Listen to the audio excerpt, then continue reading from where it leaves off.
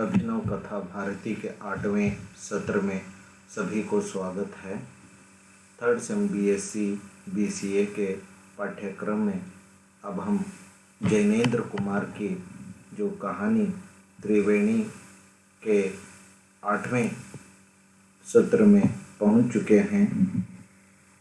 जो अब हम देख चुके हैं पहली घटना, त्रिवेणी का बेटा रिपुदमन जो जिद्दी स्वभाव का खाना नहीं खाता और मनसाराम शिक्षक बिना खाए वापस चले जाते हैं। जो नाराज त्रिवेणी चूल्हे में पानी उंडेल देती है, पानी डालकर चूल्हा बुझाकर जो वो है आगे के दूसरे काम में लगी हुई है। जो यहाँ त्रिवेणी के जीवन में खुशी की झलक थोड़ी सी दिखाई देती है। दुखी त्रिवेणी आंगन झाड़ने जाती है तो वह आंगन का कचरा कूड़ा साफ करती रहती है। तो उसी समय एक चिरपरिचित आदमी, जो उसके जान पहचान का आदमी, त्रिवेणी के पति मनसाराम को पूछते आता है।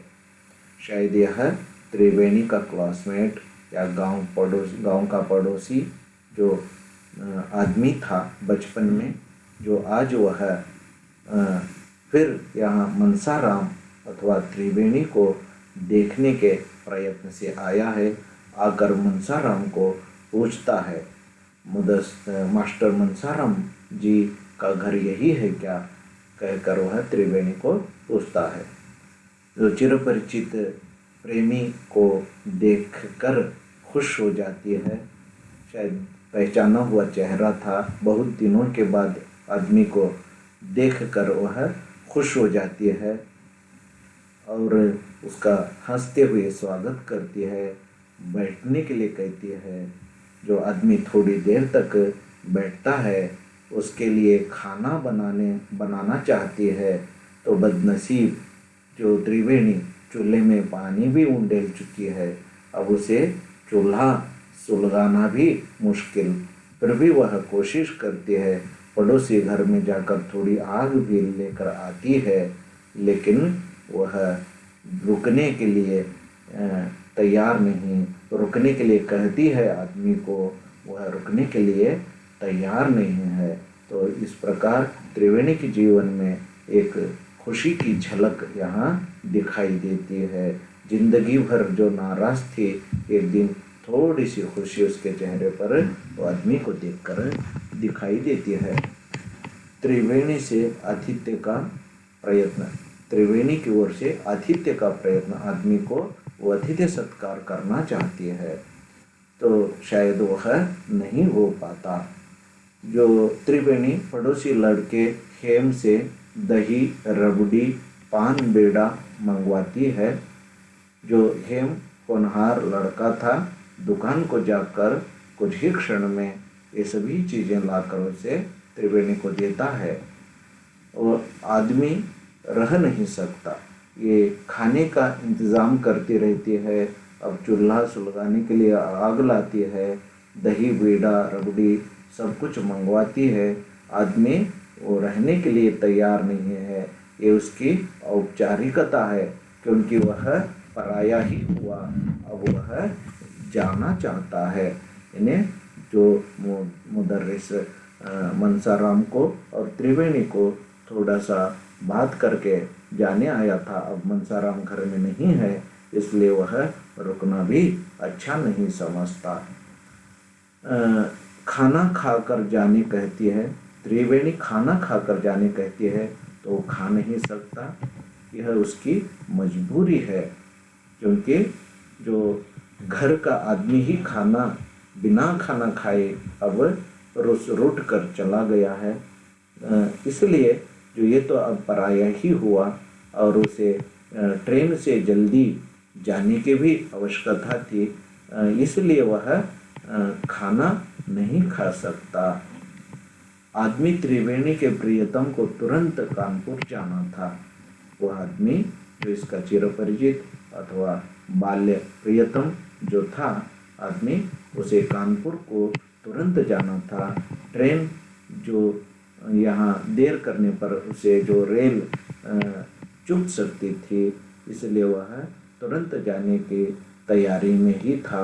वो टांगे में बैठ कर आया था, टांगे वाला भी उसका इंतज़ार कर रहा था।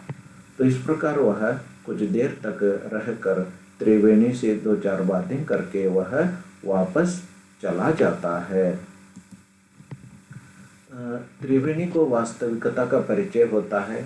अब जो वह यह भी एक परीक्षा ले चुकी, शायद मुदर्रिस मंसाराम के साथ शादी होकर गलती हो गई, भगवान मुझे अच्छे दिन नहीं दिए, इस प्रकार सोचती हुई, चिंता करती हुई जो रहती थी, अब उसे यह भी मालूम हुआ कि अब जो प्रेमियों के साथ अथवा चिरपरिचितों के साथ, चाहने वालों के साथ शादी होने पर भी शायद यही हो सकता है, क्योंकि आदमी बिना खाए चला गया और रोकने पर भी रुका नहीं, तो उसे अपनी गलती का और वास्तविकता का परिचय यहाँ मिलता है।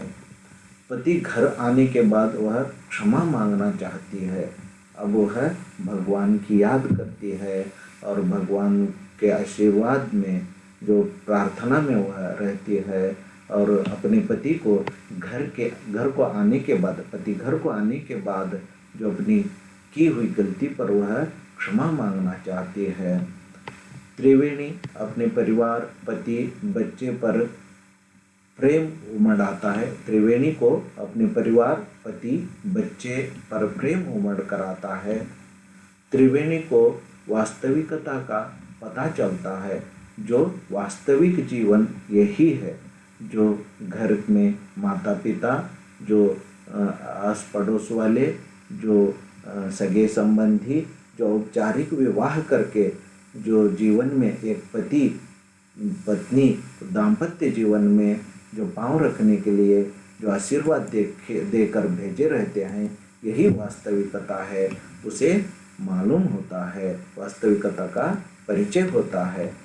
तो यहाँ इस कहानी का अथवा इस पाठ का उद्देश्य जो जैनेन्द्र कुमार जो लिखे हैं, जैनेन्द्र कुमार बेमेल विवाह की समस्या बताना चाहते हैं।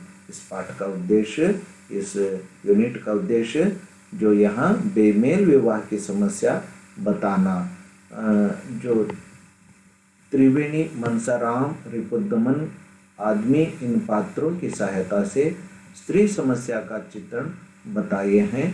जो यहाँ बेमेल विवाह से लोग, स्त्री पुरुष किस प्रकार चिंतित रहते हैं, इसका परिचय यहाँ देने का प्रयत्न किए हैं। लेखक का जो उद्देश्य यही था। आधुनिक नारी की इच्छाओं का परिचय यहाँ मिलता है। लेखक यहाँ आधुनिक नारी की इच्छा का परिचय देते हैं, अर्थात वह अपने चाहने वालों के साथ शादी होना चाहती है। अगर ऐसा नहीं हुआ तो जिंदगी भर नाराज, नाखुश रहने का प्रयत्न करती है। यह बताना ही लेखक का उद्देश्य। मनुष्य छोटी सी गलती से सांसारिक सुख खो बैठता है, तो इसका परिचय देना लेखक का उद्देश्य। छोटी सी गलती पर सारी संसार के सुख को ही खो बैठता है मनुष्य। उसमें भी स्त्री और पुरुष दोनों को यहाँ नाराजगी, नाखुशी मिलती है, बेचैनी मिलती है। इसका परिचय देना ये लेखक का उद्देश्य है। छात्रों को भी यही वास्तविक जीवन का परिचय मिलता है। त्रिवेणी और जो मंसाराम के पात्रों के द्वारा छात्रों को जीवन की वास्तविकता, वास्तविक जीवन का परिचय मिलता है। छात्रों को काल्पनिक लोक, वास्तविक लोक की भिन्नता मालूम होती है। जो यहाँ इस पाठ पढ़ने वालों को, जो मनुष्य को अनुभव के बाद सच्चे जीवन की पहचान होती है, यानी ठोकर खाने के बाद ही ढंग से चलने लगता है आदमी, तब तक ढंग से रास्ता नहीं चलता।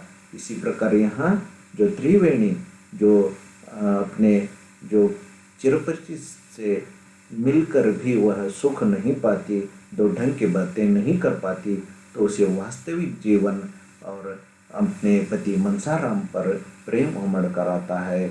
वही वास्तविक जीवन है। यहाँ त्रिवेणी अपनी गलती के लिए क्षमा मांगती है। यह पाठकों और छात्रों को मालूम होता है। यह एक शिक्षा है, यह एक एजुकेशन मॉरल स्टोरी की जैसे यहाँ चित्रित हुई है, जो छात्रों को ऐसी अच्छी जानकारी मिलती है। तो अब हम इस सत्र के प्रश्नोत्तर भाग में पहुंच चुके हैं। जो पहला प्रश्न है, पड़ोसी लड़के का नाम क्या है? जो पड़ोसी लड़का त्रिवेणी को मदद करता है, उस लड़के का नाम क्या है? जो यहाँ बहुविकल्पीय प्रश्न है। अ राम, ब भीम, क हेम, ड श्याम। जो आइए अब हम देखते हैं इसका सही उत्तर क हेम। जो पड़ोसी लड़का हेम दही, बेड़ा, पान आदि, दही, पेड़ा, रबड़ी, पान आदि लाकर त्रिवेणी को देता है। दूसरा प्रश्न है, आदमी कहाँ जाना चाहता था? बहुविकल्पीय उत्तर हैं कानपुर, रामपुर, मुंबई, दिल्ली। आइए हम सही उत्तर देखते हैं। इसका सही उत्तर है अ। जो आदमी कानपुर अपने काम से तुरंत जाना चाहता था रेल से, तो इस प्रकार इसका उत्तर रहा कानपुर। तो यहाँ को यह सत्र समाप्त होता है। अधिक जानकारी के लिए अभिनव कथा भारती में जो त्रिवेणी पाठ को पढ़कर हम विस्तृत जानकारी पा सकते हैं। धन्यवाद।